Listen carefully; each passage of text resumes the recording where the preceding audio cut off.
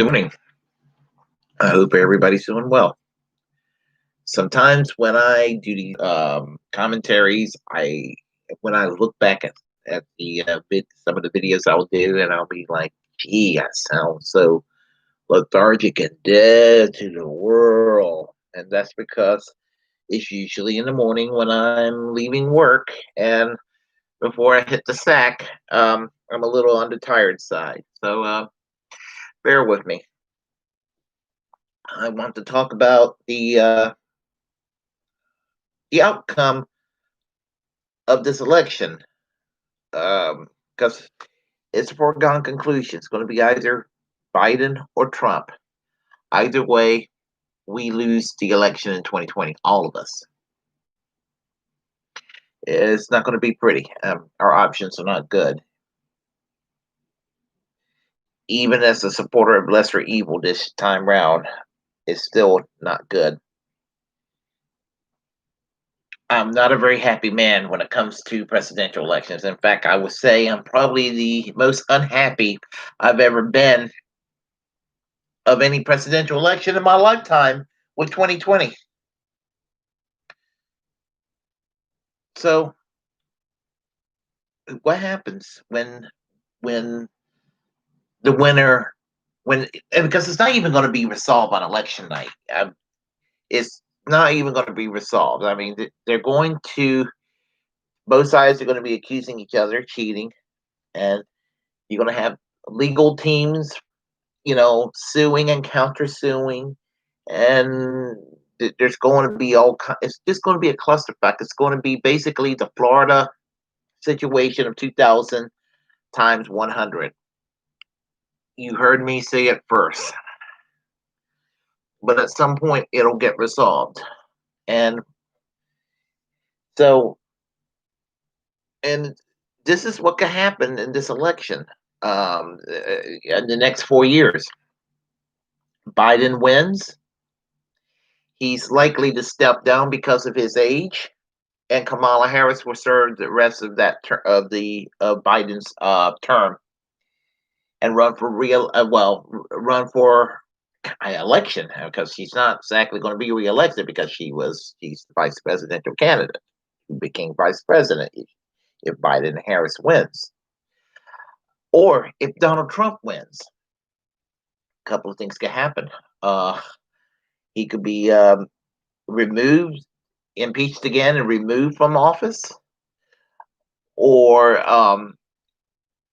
and I'm not saying this because I don't wish this to happen to anybody, not even people I dislike. But the man is not healthy. He could die while he's in office, and Mike Pence could become president.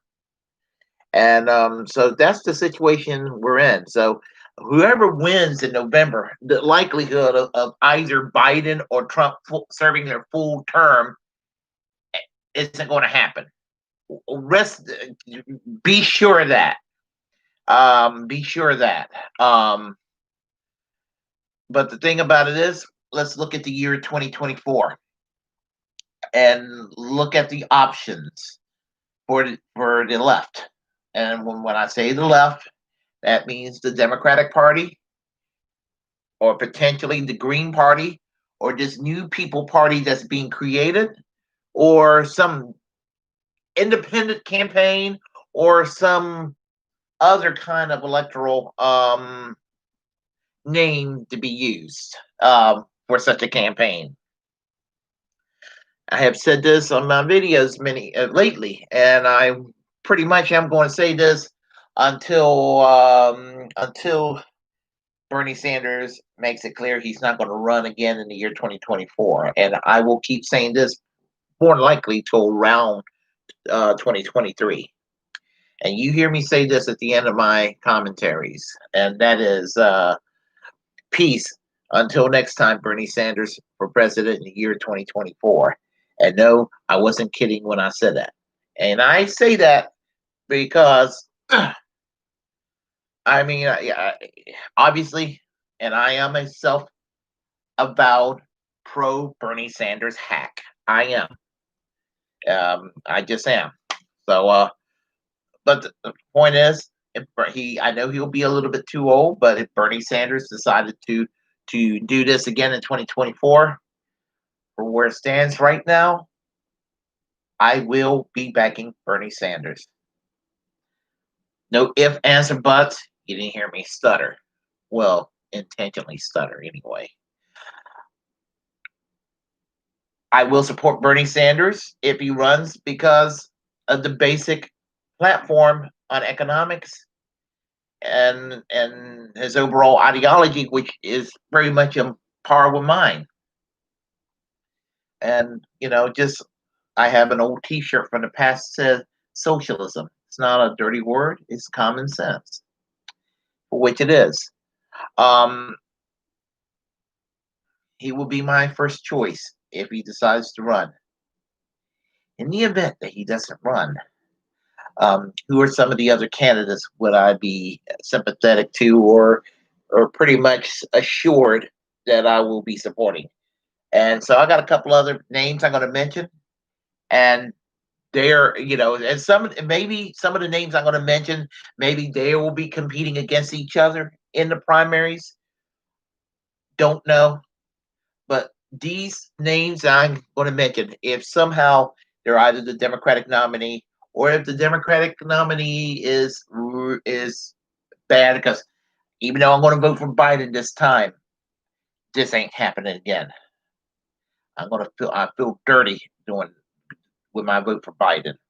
But in the year 2024, my quote unquote Democratic candidate better be good, or I'm going back to doing third party as I normally did in the past.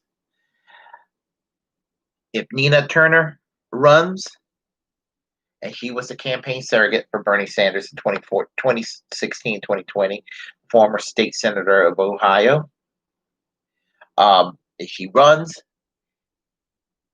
I am likely to support her. She's got a good program, and she's an eloquent speaker, very fiery, passionate, has good ideas about the economy, Medicare for all, against the wars, UBI, free college, Green New Deal. If she runs, I'm likely to get behind Nina Turner. If Andrew Yang runs and Nina Turner is not running, I would see myself being persuaded to support Andrew Yang.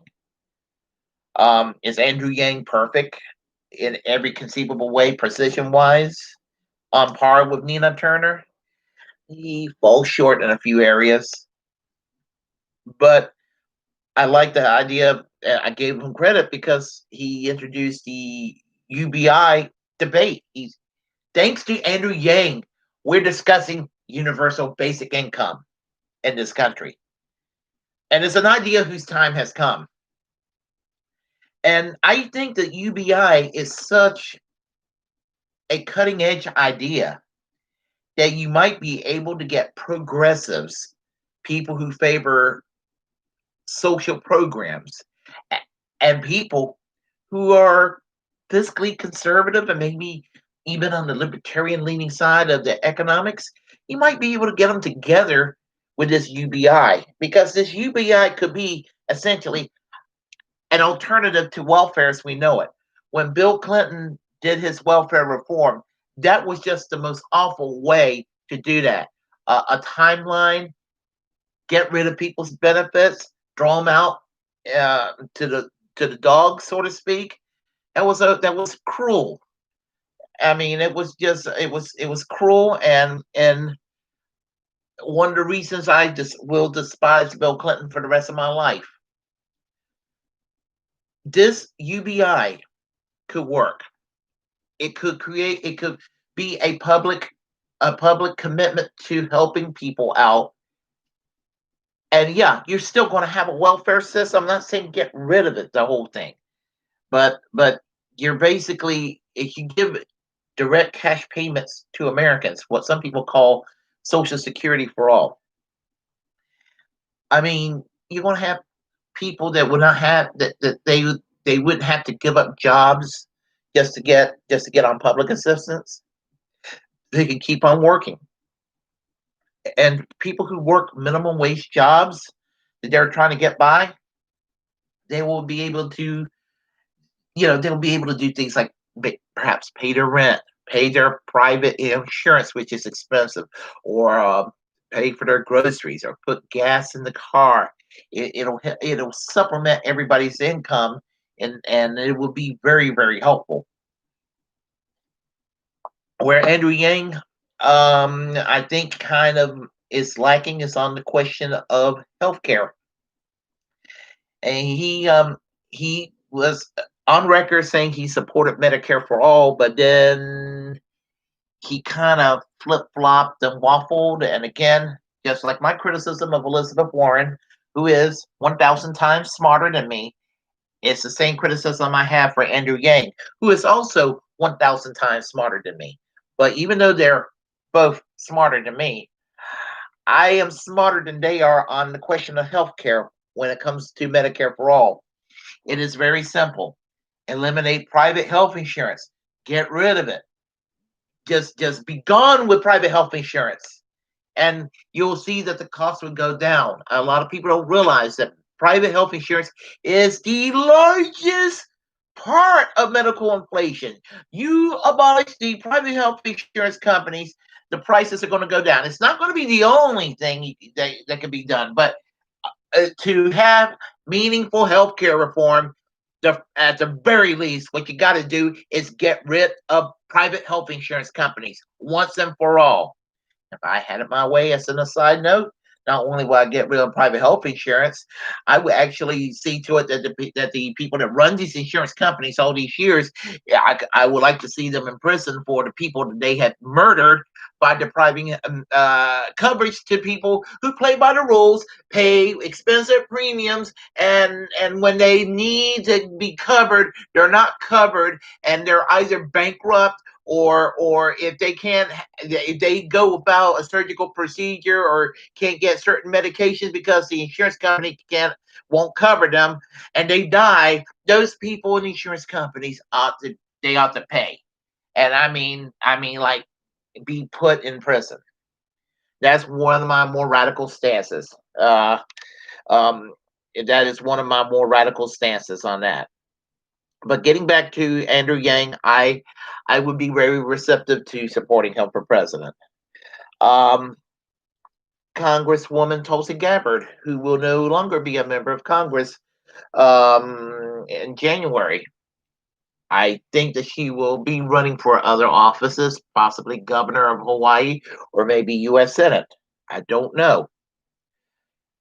She is great on foreign policy. Probably even better on foreign policy than Bernie Sanders. And what I mean is she wants out of these wars, and what I mean is she's better is she's willing to take on the military industrial complex in a way that even Bernie Sanders is a bit tepid on. So if I have a criticism of Bernie Sanders and his platform, it may be certain aspects of foreign policy. And on the foreign policy question, Tulsi Gabbard, and I am slightly to the left of Tulsi Gabbard on foreign policy. And not saying this like I'm so wonderful and what have you, but but the woman is smart. And she's seen warfare, and she knows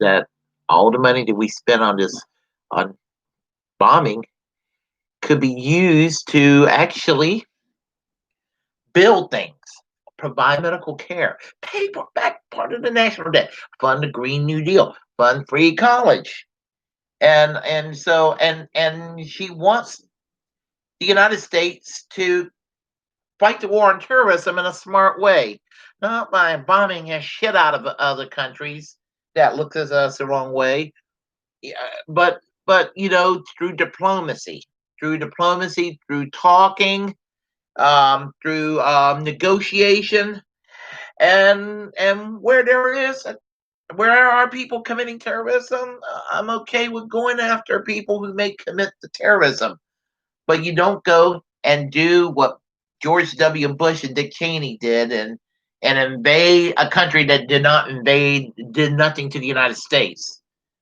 So I mean, in regard to foreign policy, I would say Tulsi Gabbard would be a very good candidate to support for president. Um, this is where it gets really controversial in some ways, probably even more so than mentioning Tulsi Gabbard in a favorable light. And for some reason, I do not understand leftists that are critical, overly critical of Tulsi Gabbard, because she was actually the second most left wing candidate running in the 2020 primaries. She was slightly to the right of Bernie, and definitely to the left of Elizabeth Warren. And for some reason, there are some progressives that would disagree with me. And there are actually some conservative leaning voters that think that she's kind of moderate. So she, as I said before, she's one of the most misunderstood politicians in the country. But I think I understand Tulsi Gabbard. The other controversial person would be Jesse Ventura. Of course, if Jesse Ventura runs in 2024, he'll be running probably as a Green Party candidate or with the People's Party. But I have a feeling that he's going to be all talk about how he's going to try to run, and for some reason he'll back out of running and say, well, you know, 2024 is just not my time. But I like Jesse Ventura because I mean, I'm not really I'm not a libertarian, but I am a social libertarian or a civil libertarian or a left libertarian when it comes to the non-economics. And I mean, and I like the fact that he sort of argues for social liberalism with libertarian tendencies, and that's kind of where I argue from. A very, very politically incorrect, crass sort of social liberalism. And and the guy is he also kind of like Tulsi Gabbard because he was Navy SEALs. He understands war abroad, and he understands that you do not go and try to basically be a cowboy on the global level, and that the Bush Cheney doctrine has been an abysmal failure. And I believe that the Jesse Ventura will also try to take on the military industrial complex. Granted, if the American people are willing to vote for a Green Party candidate for president. And I saw that picture of him joining the Green Party in I believe, was in Minneapolis in a park, filling out the application. I like the idea of Jesse Ventura running. As the governor of Minnesota, and I remember watching on election night, watching the election and could not believe it that somebody outside the two-party system won and became the governor of Minnesota. But I liked it, even though I was kind of on the Reform Party and kind of on H. Ross Perot. The fact that somebody broke to the two-party system is always a good thing. My good friend Dwight Welch, who is a United Church of Christ minister in Montana, basically told me that when he was living in Minnesota during the times that Jesse Ventura was governor, and he told me that he didn't vote for Ventura, but he was pretty pleased with Ventura once he became governor, and he did things like like extended equality and protections for the LGBTQ community. And he did this at a time when, in the late 1990s, early 2000s, it was politically toxic to go overly forward on LGBTQ equality. So he stood up against the grain and the current tide at that time, and decided to take a principled stand for equality. So the guy is a human rights activist, and I like Jesse Ventura, and by golly, if Jesse Ventura run, I would, I could find myself pretty damn proud to vote for someone like Jesse Ventura. Here's a wild card, and I don't know why he never ran, but here's a wild card for you: Jello Biafra. If you don't know who Jello Biafra is, Jello Biafra is a punk rock singer, the vocalist for the Dead Kennedys back in the late 70s and throughout the early mid 80s, and known for his cutting political commentaries and his lyrics and everything. He did spoken word, and he's a First Amendment absolutist, kind of on a demeanor level, kind of a prick.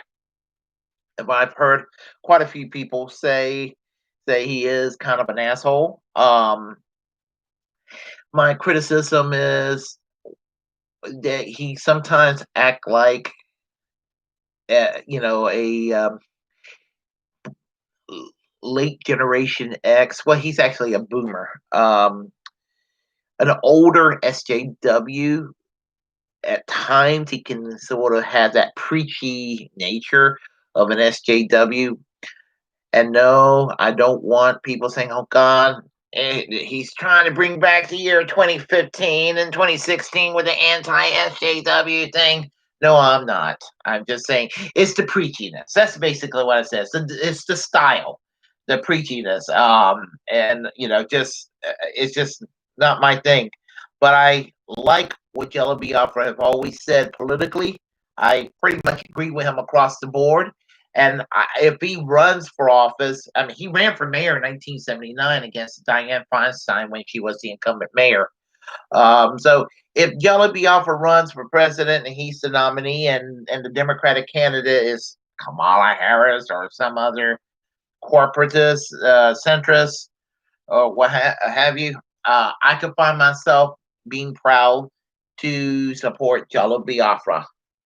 So now I want to mention, why did I not mention the leftist, the leftist at the moment? And I will tell you why in just a minute. Alexandria Ocasio Cortez. I do not think she's ready for the year 2024. It has a lot to do with her age. And I just think she needs a little bit of seasoning. In my opinion, and for all you AOC fans, don't hate me for saying this, she is one of my favorite members of the U.S. House of Representatives. I think she rocks. I sleep better during the day knowing that she is making Nancy Pelosi's life hell.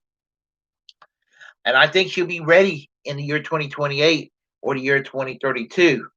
But what I think she needs to do, I think in her case, she needs to run for the U.S. Senate and do a primary challenge to remove Chuck Schumer. Chuck Schumer is part of the problem with the Democratic Party, and if she can't run for the U.S. Senate to knock Chuck Schumer out of the way, maybe Speaker of the House. So don't think that I am sitting there and saying that disregarding AOC. AOC is passionate, and she's got what it takes. She, to some degree, right now in the U.S. House of Representatives, to some degree, she is running the agenda, and Nancy Pelosi's beside herself. And this is a good thing. This is a wonderful thing. So, I mean, but I just don't think she's quite ready in 2024. And yeah, I am going to go and quote Kyle Kalinske again. I agree what he said recently about AOC, that there is a propensity to focus way too much on cultural issues and not enough on economics. And she needs to do that. She's got a good economic program. She just needs to focus on that, and just kind of just and I guess, and some of y'all gonna hate me for saying this, it's the class reductionist in me. She needs to kind of reach out to people who may not be as open as they need to be by focusing on issues like economic income inequality, which stretches across the entire country from all walks of life. So anyway, this is basically what I'm saying, and um and I just spent almost the past 30 minutes saying this. But Nina Turner, Andrew Yang, Tulsi Gabbard, Jesse Ventura, Jello Biafra. There are, outside of Bernie Sanders, they are on my top list.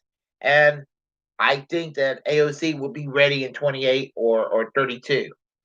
So and who knows where she'll be. I would okay. AOC would be ready in 24 if she's the Speaker of the House or to become the next U.S. Senator. How's that? Anyway, if you like what you heard, press like.